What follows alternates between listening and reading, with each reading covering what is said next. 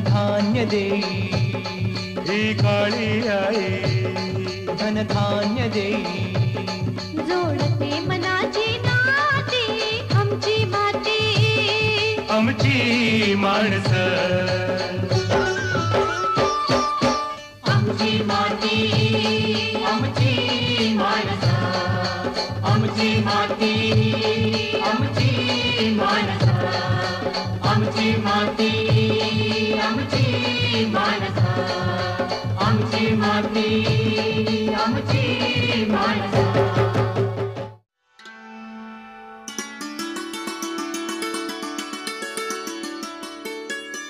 नमस्कार. आमची माती आमची माणसं या कार्यक्रमामध्ये नेहमीप्रमाणेच तुमचं सगळ्यांचं मनापासून स्वागत. जिल्हा जालना अतिशय कमी पाऊस असणारा म्हणजे असा हा प्रदेश की जिथे शेती करायची म्हणजे नेहमीच शेतकऱ्याच्या पोटात एक प्रकारचा गोळा होतो. कारण बघा ना, आजकाल बघतो की सगळं लहरी चाललेलं आहे, निसर्गाचं लहरीमान दिवसेंगणिक वाढतं आहे. मग अशा परिस्थितीत आहे ती शेती अधिकाधिक उत्पन्न देणारी कशी करावी किंवा मग वेगळं काय करता येईल, हा वेगळं काय करता येईल हा जो प्रश्न असतो ना, जोपर्यंत माणसाच्या मनात तोपर्यंत प्रत्येक माणसाला, अर्थात आपला कार्यक्रम शेतकऱ्यांसाठी आहे म्हणजे प्रत्येक शेतकऱ्याला त्या अनुषंगाने काहीतरी नवीन दिशा मिळत असते. फक्त ती दिशा कोणती हे आपल्याला अचूकपणे दिसता आलं पाहिजे, त्याप्रमाणे ओळखता आलं पाहिजे. आणि म्हणूनच आज आपण जी एक यशोगाथा आम्ही तुमच्या पुढे मांडणार आहोत ती असाच एक प्रगतिशील शेतकरी आहे जो जालना जिल्ह्यातील मुक्काम पोस्ट राम गव्हाण या गावातून, ज्या तालुका आहे ज्या गावाचा तो म्हणजे घनसावंगी या गावातून ते आलेले आहेत आणि त्यांचं नाव आहे दीपक बुनगे. तर सर्वप्रथम मी तुमचं स्वागत करते. आणि माझे शेतकरी मित्रांनो, जसं मी म्हटलं की अत्यंत कमी पावसाचा प्रदेश म्हणून हा जालना जिल्हा ओळखला जातो. मग या जिल्ह्यात राहून सुद्धा, या प्रदेशात राहून सुद्धा ते एक आज प्रगती शेतकरी म्हणून ओळखले जातात. ते कशाच्या जोरावर? तर त्यांनी काय असं वेगळेपण केलं आहे आणि हेच वेगळेपण आपल्याला त्यांच्या शब्दात आज जाणून घ्यायचं आहे. कारण त्यांनी रेशीम उत्पादन, जो एक अभिनव उत्पादन त्यांनी केलेलं आहे, रेशीम शेती केलेली आहे आणि हे सगळं त्यांच्या आज वेगळेपणाचं नेमकं काय आहे महत्त्व हे आपण जाणून घेणार आहोत. तेव्हा त्यांच्याशी थेट गप्पाच मारूया. मुळातच तुमचा जो प्रदेश आहे तो कमी पावसाचा आहे. मग आधी तुमची शेती जी होती रेशीम उद्योगाकडे वळण्या अगोदर कशा प्रकारचं होतं तुमचं? एक आर्थिक तुमचं जे मापन होतं ते कुठल्या प्रकारच्या शेतीवर अवलंबून होतं? जेव्हा शेती अगोदरची गृहीत धरायला जायची त्यावेळेस वडील शेती करायची. मी कॉलेजमध्ये होतो. तर वडील जेव्हा शेती करायची तेव्हा शेती व्यवस्थितच म्हणता येईल, कारण की त्यावेळेस प्रमुख पीक आमच्याकडे कपाशी असायचं. कपाशी, ऊस आणि मोसंबी.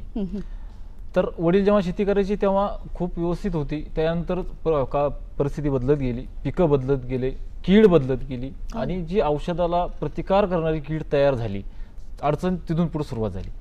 तर आता नवीन जी आता आम्ही जेव्हा शेतीत करायला लागलो तेव्हा ती अडचण समोर प्रामुख्याने जाणवायला लागली. आणि MA केल्यानंतर नोकरीच्या शोधात न फिरता मी डायरेक्ट शेतीमध्ये उतरायचा निर्णय घेतला. तर शेतीमध्ये उतरण्याचा निर्णय घेतला, याला वडिलांचा पाठिंबा, घरच्यांचा पाठिंबा मिळाला. आणि जेव्हा मी हा निर्णय घेतला त्यावेळेस एक उद्देश होता की आपल्याला जोडधंदा करायचा आहे. आपल्याला एक शेतीला लागू, शेती तर चांगली होतीच, त्याला लागू काहीतरी जोडधंदा करायचा आहे. तर जोडधंदे शोधामध्ये मी 1 वर्ष राहिलो, हा विचार केला. त्याच्यामध्ये आपण कुक्कुटपालन, त्यानंतर शेळीपालन, त्यानंतर रेशीम उद्योग, हे असे हे घेत असताना कुक्कुटपालन हा व्यवसाय मी चालू केला. कुक्कुटपालन व्यवसाय चालू केल्यानंतर कालांतराने त्यानंतर रेशीम उद्योग चालू केला, त्यानंतर दुग्ध व्यवसाय चालू केला. तर आज मी तिला माझा अनुभव त्यानंतरचा आज जर आपण विचार केला तर अडचणी प्रत्येक धंद्यातल्या वाढणार आहे, केव्हाही वाढणार आहे. तर हा एक असा धंदा मला वाटला की त्याच्यामधून आपल्याला ज्या अडचणीची लेवल जी म्हणतो आपण ती कमीत कमी आहे. त्याच्यामुळे मी आतापर्यंत जे काही कुक्कुटपालनचा बाजारभाव असेल किंवा मग दूध व्यवसायाचा जो पाणी, आपण बिस्लरीचं पाणी आपण 15 ते 20 रुपये लिटरने पितो आणि त्याच जर मापामध्ये जर दूध विकल्या जात असेल तर तो व्यवसाय शेतीला पुरत नाही. बरोबर. तर असं काही करता करता माझा तो फुल स्टॉप पडत गेले, प्रत्येक व्यवसायाला फुल स्टॉप पडत गेले. आणि आज मी जो 2 एकर रेशीम उद्योग करायचो तो उद्योग आज मी 7 एकरवर घेतला. वा. आणि एक माणूस आहे की जूनमध्ये पाऊस पडल्यानंतर एक पाणी कमी असल्यामुळं तर माझा अजून 3 एकर वाढून एक 10 एकर म्हणजे रेशीम उद्योग म्हणतात, रेशीम जोडधंदा नाही. तर आतापर्यंत मी जोडधंदा करत राहिलो, आता रेशीम उद्योग या उक्तीला जे या शब्दाला शोभेल असं एक 10 एकर तुती लावून एक निश्चितच. उद्योगशील प्रयत्न करणार आहे. जसं तुम्ही आत्ता म्हटलं, तर मग सुरुवात कशी केलीत? नाही, आपल्याला हा जोडधंदा करायचा आहे, रेशीम उत्पादन करायचं आहे, या संबंधी सांगा. उद्योग हा कसा आहे कसा नाही हा जाणून घेतला हां. आणि त्यानंतर त्या उद्योगात मी पडायचा निर्णय घेतला. त्यावेळेस जालना जिल्ह्यामध्ये जास्तीत जास्त 20 एकर 15 ते 20 एकरवर तुती लागवड होती. अच्छा. आणि त्या अगोदर 2003चा कालावधी हा. तर त्या अगोदर जो रेशीम उद्योग केला जायचा ट्रे स्वरूपात असायचा, पाला तोडून आणायचा आणि आपल्याला तो पाला त्या ट्रेमध्ये खाऊ घालायचा, ही अच्छा. पद्धत होती. तर ह्या पद्धतीमध्ये जास्तीत जास्त त्याची कॅपॅसिटी 50 ते 100 अंडीपुंजापर्यंतच होती. बरं. या अशा स्वरूपात मी माहिती घ्यायचा प्रयत्न करायला लागलो. तर तशीच माहिती घेता घेता मी जालना जिल्ह्याच्या कार्यालयामध्ये रेशीम कार्यालयामध्ये गेलो. तिथं त्या राऊत साहेबांकडून माहिती घेतली. माहिती घेऊन रेशीम उद्योग करायचा हे फायनल केलं. तर त्याच्या अगोदर जी रेशीम उद्योग करण्याची पद्धत होती ती पद्धत फार किचकट आणि श्रमाची होती. अच्छा. तर त्याच्यामध्ये एक कुटुंब जर असेल तर त्याला जास्तीत जास्त 100 अंडीपुंजापर्यंत तो सांभाळू शकत होता. कारण की त्याच्यामध्ये 3 टाइम त्याला पाला टाकणं, ट्रेमध्ये पाला खाऊ घालणं, एक एक पाला तोडून आणणं हे एक जिकरीचं काम होतं. हो ना. त्याची दररोजची स्वच्छता करणं हे एक वेगळंच काम होतं. तर त्यानंतर फांदी पद्धत आली. अच्छा. फांदी पद्धत आल्यानंतर यातलं 70% मजूर कमी झालं, 70% काम कमी झालं. आज तो आणि भेडसावणारा प्रश्न आणि आहे, नाही हा का? मजुराचा प्रश्न हा सगळ्यात मोठा प्रश्न सध्या मजुराचा आहे. तर 70% मजूर कमी झाल्यानंतर मला हा जो पॉईंट आहे हा पण आवडला की याला मजूर कमी लागणार आहे आणि आपल्याला हा उद्योग करण्यासारखा आहे. तर हा उद्योग मी करायचं ठाम केलं. घरच्यांना सांगितल्यानंतर अगोदरची जी लाट येऊन गेली होती, अगोदरच्या लाटीमध्ये प्रत्येक गावामध्ये 1-2-3 गावामध्ये एक शेतकरी असा रेशीम उद्योगचा होता, पण तो होता पाला पद्धतीचा. बरं. तर त्यांचे खूप वाईट परिणाम होते, वाईट अनुभव होते. त्यांची खाऊ घालण्याच्या पद्धती असतील तर ते प्रत्येकाने सांगायचा प्रयत्न केला, घरच्यांना सांगायचा प्रयत्न केला की असा उद्योग आहे आणि हा खूप किचकट आहे, तुम्ही करावं नाही. हा उद्योगामध्ये मी लावायचं ठरवलं. 2003 साली तुतीची वेण्याची लागवड केली आपण. तर तिथून रेशीम उद्योग या धंद्याला या व्यवसायाला आपली सुरुवात खऱ्या अर्थाने तिथून झाली. तर तसं जर पाहिलं तर 2003ला जेव्हा लागवड केली त्यावेळेस दुसरे पिकं चांगले येत होते, पण आताची परिस्थिती फार जरा थोडं वेगळीच आहे. आमची माती आमची माणसं. पण तुम्ही असं वेगळेपण त्याच्यातलं काय जपलत किंवा काय जाणलत? पहिली जी पद्धत होती ती जी पद्धत आहे ती मजुरीची होती आणि नंतरची पद्धत जी आली ही 50 बाय 20च्या शेडमध्ये रॅक करायची, अलमारी करायच्या, एकावर एक टप्पे करायचे आणि त्याच्यावरती पूर्ण फांदी आणायची आणि ती फांदी त्यावर खाऊ घालायची. ही पद्धत नंतरची आली आणि ती पद्धत मी जेव्हा ऐकली तेव्हा मग 100% निर्णय घेतला की आपल्याला हा रेशीम उद्योग करायचाच आहे. बरोबर. एक थोडक्यात सांगू शकाल कशा प्रकारे ती पद्धत असते? ती काही वेगळे पण त्यातलं? जेव्हा आपण पीक घेण्याचा निर्णय घेतो त्यावेळेस आपण शेतामध्ये तुतीच्या कलमा लावलेल्या असतात. त्यांना एक 4 महिन्याचा कालावधी लागतो वाढायला. 4 ते 5 महिन्यामध्ये तुती कापण्यापर्यंत एक 4 फुटापर्यंत 5 फुटापर्यंत येते. तर ती आल्यानंतर आपलं एक काम असतं की आपण रेशीम अधिकारी जिल्हा रेशीम कार्यालय यांच्याकडे नाव नोंदणी करावं लागते. अच्छा. नाव नोंदणी केल्यानंतर आपल्याला 15 दिवसानंतर ते एक तारीख देते. त्या तारखेला आपल्याला अंडीपुंज आपल्या ताब्यात मिळतात. तर अंडीपुंजाची वाहतूक जी आहे ही 1 दिवस ते 5 दिवस याचा कालावधी 10 दिवसाचा आहे अंडीपुंजाचा आपल्यापर्यंत मिळण्याचा, किंवा आपल्या 5 दिवसाच्या आतमध्ये आपल्याकडे त्या ऑफिसमध्ये येऊन आपल्याकडे येतात. बरं. तर यामध्ये एक 2-3 एक घटक चांगले लक्ष देण्यासारखे आहेत. त्याच्यामध्ये आपण जेव्हा अंडीपुंजाची वाहतूक करतो, आपण जेव्हा आणायला जातो, तर आणायला जातो तेव्हा जेव्हा आणतो त्यावेळेस एक म्हण आहे खेड्यामध्ये गावामध्ये की जेव्हा पेरणी असते तेव्हा मड झाकून पेरणी करायला पाहिजे. अच्छा. हां. तर ह्या म्हणीप्रमाणे जेव्हा अंडीपुंज आणायला जातो तेव्हा अंडीपुंजच आणायचे, त्यानंतर दुसरं काम शक्यतो करू नये शेतकऱ्याने. एकाच गोष्टीकडे एकाच लक्ष गोष्टीकडे केंद्रित. लक्ष द्यावं, कारण की ते पेरणीचं काम आहे आपलं, हे एक महत्वाचं हा पार्ट आहे, हा बियाणं आहे. तर जेव्हा आपण आणायला जातो त्यावेळेस आपण एक कापडाची पिशवी नेली पाहिजे, सशीदार पिशवी नेली पाहिजे. तर त्यांना आर्द्रतेची गरज असते, त्यामुळे जर आपण 100 किलोमीटरच्या आसपास जास्त दूर अंतरपर्यंत जाणार असेल तर आपण त्यावरती पाणी मारलं पाहिजे, थोडं त्याला ओलं केलं पाहिजे, त्याच्यामध्ये स्पंजच्या काही पट्ट्या ठेवल्या पाहिजे आणि त्याची वाहतूक केली पाहिजे. वाहतूक करताना ही काळजी घ्यायला पाहिजे की आपण अशी जास्त गर्दी किंवा त्याच्यावरती वजन किंवा मिरचीची पिशवी किंवा तंबाखू त्याच्याजवळ, हे सगळं जे असं काही आहे बारीक सारी गोष्टी, कारण की आपलं जर अंडीपुंजच नाही तर समोरचं पीक आपलं होणार नाही. तर हे एक बारीक सारीक बारकावे शेतकऱ्यांनी सांभाळायला पाहिजे. तर ज्यावेळेस आपण पिशवी घेऊन जातो त्यावेळेस आपण घरी गेल्यानंतर एक इन्क्युबेशन पद्धत एक असं म्हणलं जातं. तर ते जरी शब्द जडजड असले तर एक साधारण सोप्या भाषेमध्ये पण त्याला एक समजून घेता येत. ती पद्धत अशी आहे की आपण अंडे न्यायचे, रेशीम अंडीपुंज म्हणजे अंडीपुंज आपण पहिले एकदा समजून घेऊ. हो, ते अंडीपुंज म्हणजे नेमकं काय? तर अंडीपुंज 100 अंडीपुंज म्हणजे नवीन शेतकऱ्याला असं वाटतं की 100 अंडीपुंज म्हणजे 100च अंडे, आणि मग 100 अंडीपुंजापासून 90 किलो 70 किलो माल निघतो तरी कसा, म्हणजे एक गैरसमज तो एक आहे. बरोबर. तर अंडीपुंज, अंडी आणि पुंज ह्या दोन शब्दाचा मिळून अंडीपुंज हा शब्द तयार झालेला आहे. तर अंडीपुंज ही जी पद्धत आहे, तर एका मादीनी, फुलपाखराच्या मादीनी एका तासापासून 24 तासाचा कालावधी लागतो. तर त्या पिरियडमध्ये 400 अंडे एक मादी देते आणि त्या पुंजाला अंडीपुंज असं नाव दिलं जातं.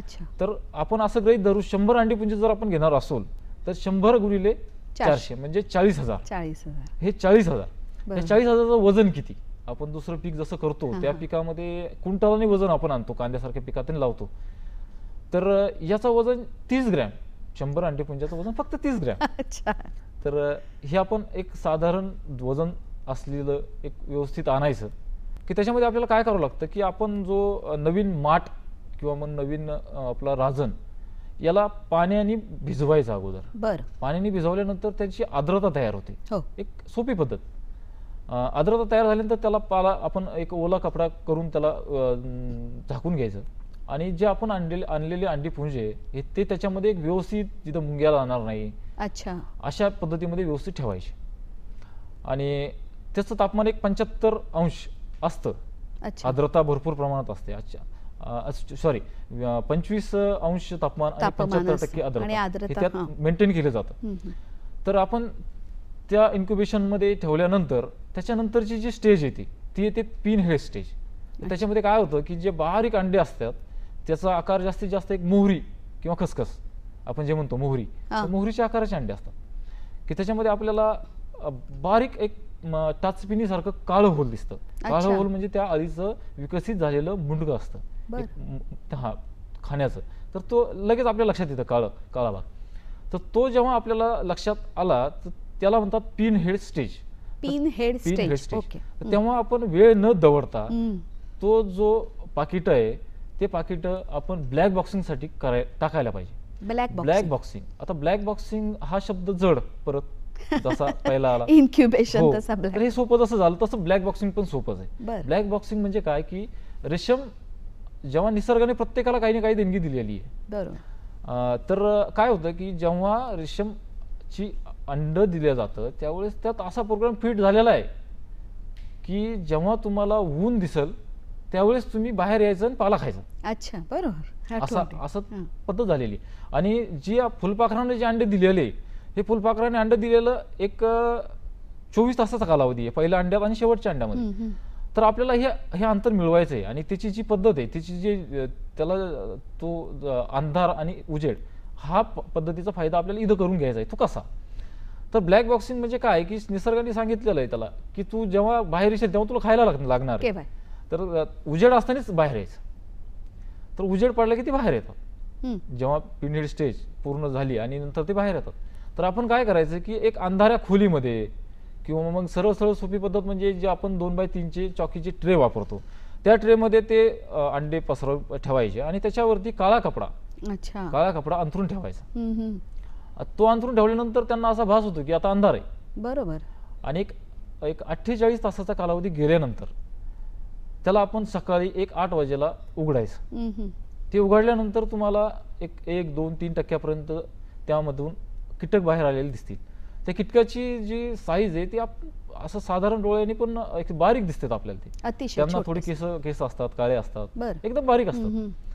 तर ते जेव्हा बाहेर आलेले असतात तर त्यावेळेस आपल्याला त्यात पुढची पद्धत जी आहे, आता समजा अंडीपुंज आपण जे ब्लॅक बॉक्सिंग जे समजून घ्यायला होतं, तर ते तेव्हा बाहेर येतात. त्यांना समजतं की आता काळा कपडा काढला, आपला उजेड झाला, आता आपल्याला खायला भेटणार आहे. आणि ते सगळे एका 15 मिनिटामध्ये बाहेर येतात. तर हे 15 मिनिटं जेव्हा बाहेर येतील त्यावेळेस आपलं एक काम आहे की आपण त्या अगोदर तुती बागेला 1 दिवसापूर्वी पाणी देणं गरजेचं आहे. अच्छा. कारण की त्या पिरियडमध्ये त्या अळीच्या पोटामध्ये पाण्याची कमतरता असते आणि तिला ती भरून काढायची असते. हो हो हो. तर आपण पाणी देणं गरजेचं आहे. आणि जेव्हा ते बाहेर आपण ठेवतो, जेव्हा ब्लॅक बॉक्सिंगचा कपडा काढतो त्यावेळेस आपल्याला त्याला एक ऊन नाही, उजेड, आणि जास्तीत जास्त ऊन जर नसेल तर आपण एक लाईटाचा प्रकाश त्याला द्यायचा असतो. तर ते दिल्यानंतर त्याला प्रकाश दिसल्यानंतर ते बाहेर येतात. बाहेर आल्यानंतर आपलं काम काय की ओला पिशवी घ्यायची, ओली पिशवी करायची आणि तो पाला त्या ओल्या पिशवीमध्ये टाकून, कारण की ओली जर पिशवी नेली नाही तर त्यातली आर्द्रता निघून जाईल, त्यातलं पाणी निघून जाईल. बरोबर. आणि त्या आळ्याची जशी पाहिजे तशी वाढ होणार नाही. तर आपण तशा पद्धतीमध्ये ओल्या कपड्यामध्ये गुंडळून पाला वरच्या जो 2 पाले आहेत, 3 पाले आहेत ते सोडून खालचे 4 पाल्यापर्यंत अच्छा. हे पाले आपण त्यांना खायला आणणार आहे. ते फार पौष्टिक असते, त्यात पाण्याचं प्रमाण भरपूर असतं. बरं. तर ते पाले आपण त्यांना खायला तोडून आणायचा. त्याचा एक अर्धा सेंटीमीटर आकाराचे बारीक बारीक तुकडे करायचे. आणि जेव्हा त्या आळ्या पूर्ण बाहेर आलेल्या असतील तेव्हा आपल्याला त्या 90% आपल्याला असं जाणवलं की त्या आता 95-90% बाहेर आलेल्या आहेत आणि आता आपण पाला टाकायला हरकत नाही.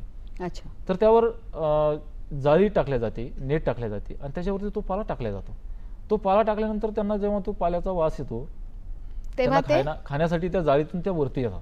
बरोबर. वरती आल्यानंतर आपण ते जाळी उचलायची आहे आणि खालची जी अंड्याचं जे टर्पल आहे ते त्याच्यामध्ये 1-2% जे आपल्याला भाग जे नंतर उशिरा होणारे असतील तर ते आपल्याला काढून टाकायचे. अच्छा. म्हणजे ह्या सुमारास आपण नीट त्याच्यावर एक नजर ठेवून असायला पाहिजे हो. की काय घडतंय किंवा बरोबर. कोणत्या आपल्याला उपयोगात आहेत, कोणते आपल्याला जे उपयोगात नाही ते वेळीच बाजूला काढा. बरोबर.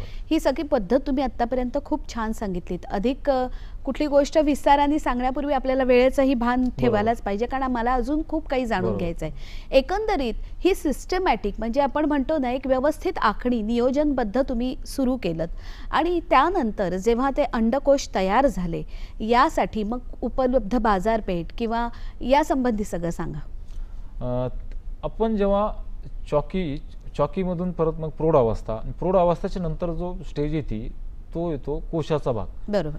तर जेव्हा आपले आळी कोशावर जाते तेव्हा तो पिवळसर आकाराचा कलर तयार होतो, तेव्हा ती कोश बांधायला चालू करते आणि कोश बांधते.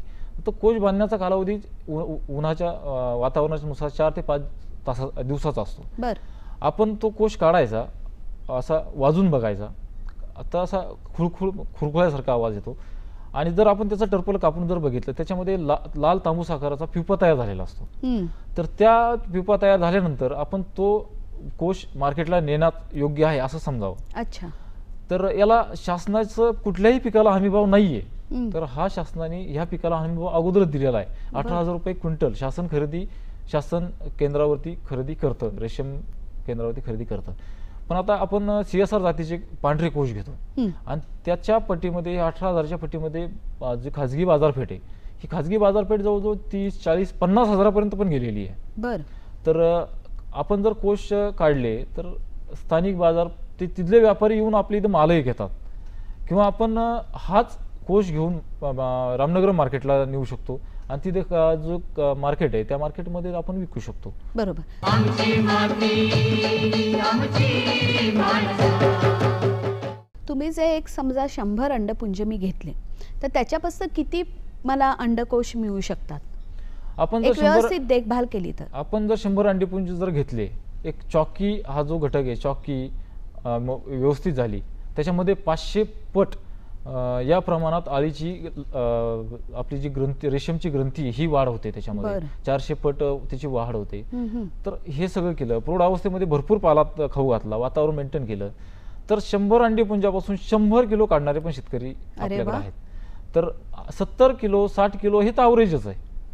70-80 किलोपर्यंत एक व्यवस्थित केल्यानंतर 70 किलो 60 किलो कसंही निघू शकतं. आणि महत्त्वाचं जे तुम्ही सांगताय की या सगळ्याला शासनाकडून हमी भाव आहे.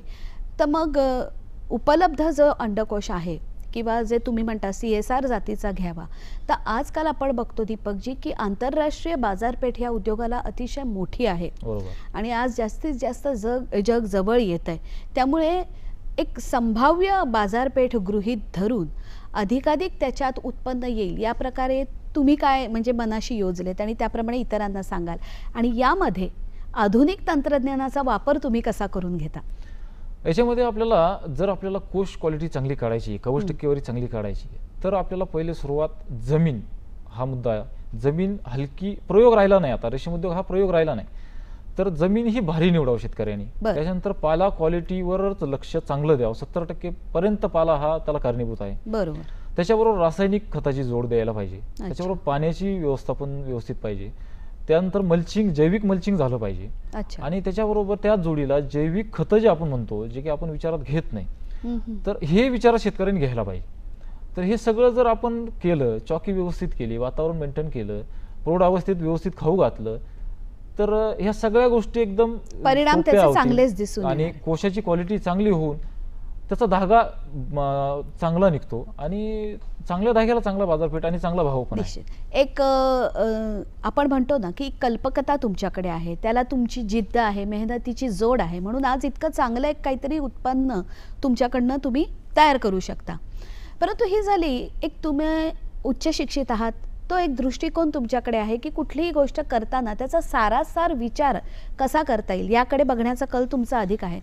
मग हेच गोष्ट तुम्हाला जी कळली ती दुसऱ्याला तेवढ्या प्रमाणात कळेलच असं नसतं ना. मग यासाठी आजकालचे जे एक आधुनिक उपकरण आहे ज्यामध्ये स्मार्टफोनचा फार सिंहाचा वाटा आहे, तुमच्याशी बोलताना ते एक छान एक कल्पकता आढळून आली, त्याविषयी काय सांगाल की ही बातमी दुसऱ्या गावच्या शेतकऱ्यांना किंवा अनेक शेतकऱ्यांना कशी पोहोचवता? आता जालना जिल्ह्याचा विचार जर केला तर 803 एकर मागच्या वर्षी लागवड आणि ह्या वर्षी 1200 एकर लागवड होणार आहे. अरे वा. आणि आता फुल स्टॉप केला शासनाने की आता यानंतर शेतकरी घ्यायचे नाही का, कारण की त्यांच्याकडे कर्मचारी संख्या कमी आहे. तर आपण जर स्मार्टफोनचा एक व्हॉट्सअप ग्रुप रेशीम शेतकऱ्याचा जो आम्ही केलेला आहे, त्याच्यामध्ये जे अधिकारी आहे ते अधिकारी शेतकऱ्याला डायरेक्ट मार्गदर्शन करतील. त्यात पाटील साहेब, हाके साहेब, त्यानंतर संजय फुले साहेब यांच्यासारखे लोक आम्ही घेतलेले आहेत. आणि साधारण शेतकरी ज्याला लिहिता वाचता पण येत नाही असे शेतकरी ग्रुपमध्ये रेशीम लावल्यानंतर स्मार्टफोन घेऊन त्या व्हॉट्सअपचा त्या परिणाम उपयोग करतात. आणि तुमच्या ग्रुपमध्ये ते ऍड झालेले आहेत स्वतःहून. आणि त्याच्यामध्ये मोल्ट अवस्था जर कळली नाही तर अधिकाऱ्याला फोन लावणं, मग तिथून त्या अधिकारी येणं बघणं, त्यापेक्षा व्हॉट्सअपमधून आपण फोटो क्लिक करायचा, व्हॉट्सअप ग्रुपमध्ये पाठवायचा आणि विचारायचं की ही आळी मोल्टवर बसलेली आहे की नाही बसलेली. तर त्याच्यामधून लगेच निदान होतं आणि शेतकरी लगेच त्याला समजतं पाला बंद करायचा, ठेवायचा, चालू ठेवायचा, किती टाकायचा. फार सोपं काम झालं त्याच्या. बघा शेतकरी मित्रांनो, दीपकजी किती छान सांगतायत की व्हॉट्सअपचा उपयोग नुसता एकमेकांशी गप्पा मारणं किंवा चॅटिंग करणं याच्यासाठीच नाही आहे, तर आपण जो उद्योग करतोय त्या उद्योगात किती चांगल्या प्रकारे आपल्याला माहिती मिळू शकते आणि ती लगेचच्या लगेच, हे अगदी मूर्तिमंत उदाहरण दीपकजींच्या बोलण्यातनं आपल्याला जाणवतंय.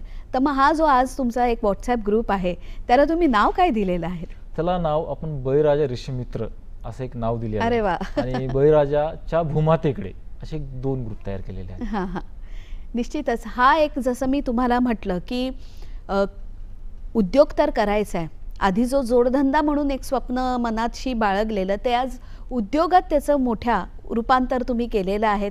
पुढे जाऊन तुम्हाला अधिक त्याच्यात अजून विस्तार वाढवायचा आहे. तर एक जाता जाता अजून तुमच्या मनाशी काही या उद्योगासंदर्भात किंवा इतर एक आज प्रगतील शेतकरी म्हणून तुमची जी एक इमेज तयार झालेली आहे किंवा तुमची एक ओळख आहे प्रत्येक गावातनं तुमच्या आजूबाजूच्या, तर त्यासाठी इतर शेतकऱ्यांना प्रेरणादायी असं तुम्ही काय सांगाल? यामध्ये शेतकऱ्यांना एकच सांगेल मी की शेतकऱ्यामध्ये जिद्द हवी, कल्पकता हवी. तर हा उद्योग पैशाने खूप कमी केला जातो, हा त्याच्या महत्त्वाकांक्षेने जास्त केला जातो. जर आपल्याला साधारण शेतकरी आहे, हातावरचा खूप कमी त्याला पैसे आहेत त्याच्याकडे, आणि त्यांनी जर ठरवलं की मला शेती मला हा उद्योग करायचा आहे, तर मी उद्योग जो सुरुवात केली तर साधारण आपल्या बांधावरची जे आपले झाडं आहे त्यापासून एक 40 बाय 20चा गोठा तयार नाही केला. का मी हा प्रश्न विचारला, एक थोडासा तुम्हाला मध्ये व्यत्यय करते की साधारणतः कसं असतं, आपण जो काही खर्च करणार आहोत आणि त्या खर्चाच्या दृष्टिकोनातनं मिळणारी मिळकत हे फार महत्वाचं आहे, याचा बरोबर. ताळमेळ जमणं. बरोबर. मग हे तुम्ही कशा प्रकारे जमवून आणलं? आतापर्यंत आपण जो आतापर्यंत उद्योग केला, तर सुरुवात सांगतो मी की एखाद्या शेतकऱ्याला नवीन सुरुवात करायची आहे, हो, तर फार पत्राचं शेड असावं आणि तामझाम असावं अशी काही गरज नसते. किंवा मग याला लागणारे जे साहित्य आहे, आपण चंद्रिका वापरतो, कोशावर जाण्यासाठी चंद्रिका वापरले जातात, तर त्याऐवजी तुराट्या, उन्हाळ्या याचा वापर केला तर शेतकऱ्याला जमू शकतं. फॉगर्स, हीटर हे नाहीये, हा, तर याबद्दल आता फॉगर्स थंड वातावरण तयार करतात, तर गोनपाट लावायची, त्याच्यावर पाणी मारायचं, बाजूनी पाणी मारायचं, हे साधारण शेतकरी बिलकुल करू शकतो, ज्याला हो ना. महत्वाकांक्षा आहे तो बिलकुल करू शकतो. आणि या उद्योगामध्ये 100% यश हे प्राप्त करू शकतो. क्या बात. कमीत कमी पाण्यामध्ये, कमीत कमी मजुरीमध्ये, श्रमामध्ये, जास्तीत जास्त नोकरदारासारखा 1 तारीख ते 30 तारीख 4 सुट्ट्या असणारा असा एक सोप्या भाषेमध्ये हा उद्योग मला सांगता येईल. आज आंतरराष्ट्रीय अशी भरपूर मोठी बाजारपेठ आहे, त्या उद्योगाकडे अधिकाधिक वळतील या आशेनेच आज इथेच थांबते. तुम्ही इथे आलात, इतकं चांगली माहिती आम्हाला दिलीत, माझ्या शेतकरी मित्रांना, बांधवांना तुम्ही एक नवीन प्रेरणा दिलीत, आशा दिलीत, याबद्दल मी तुमचे आभार मानते. धन्यवाद. मला बोलवल्याबद्दल दूरदर्शी मी आभार मानतो. धन्यवाद.